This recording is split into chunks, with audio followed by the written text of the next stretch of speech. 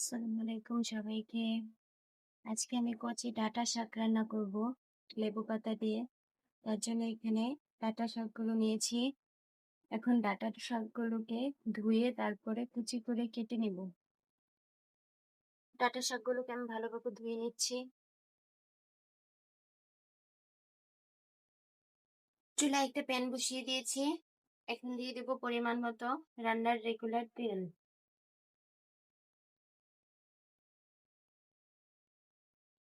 এখন দিয়ে দিব পেঁয়াজ কুচি আর রসুন কুচি। দিয়ে দিব কাঁচা মরিচ আর শুকনো মরিচ। এখন পেঁয়াজ আর রসুনটাকে ভালোভাবে ভেজে নেবে।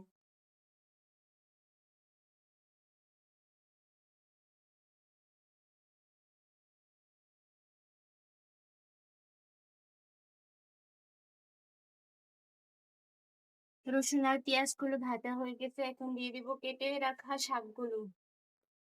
আমি শাকগুলোকে এরকম মোটা মোটা করে কেটে নিয়েছি আর পানি ঝরিয়ে নিয়েছি। এখন দিয়ে দিব পরিমাণ মতো লবণ। এখন ভালোভাবে মিশিয়ে দেব। এখন ভালোভাবে মিশিয়ে নেব।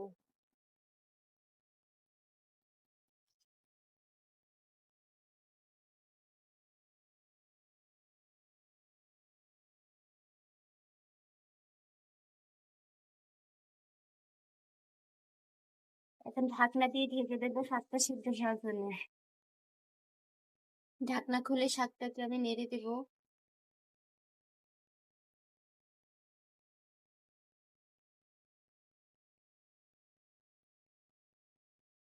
আর আমি ঢেকে দেবো না, যেহেতু আমি পানিটাকে ঝরিয়ে নিয়েছিলাম তাই বেশি পানি উঠেনি। যতটুকু পানি আছে সেটা শাক সিদ্ধ হতে হতে শুকিয়ে যাবে।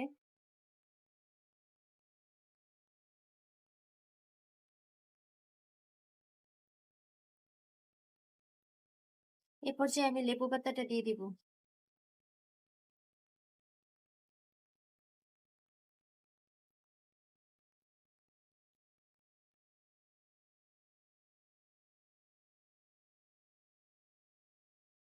লেবু পাতার ঘ্রাণেই কিন্তু শাকটা খেতে খুবই ভালো লাগে খেতে।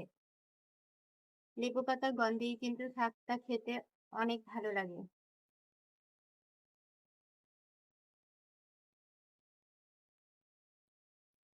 শাকটা হয়ে গেছে, তেলটাও উপরে উঠে এসেছে। হয়ে গেছে, তেলটাও উপরে উঠে এসেছে। এখন আমি চুলাটা বন্ধ করে দেব।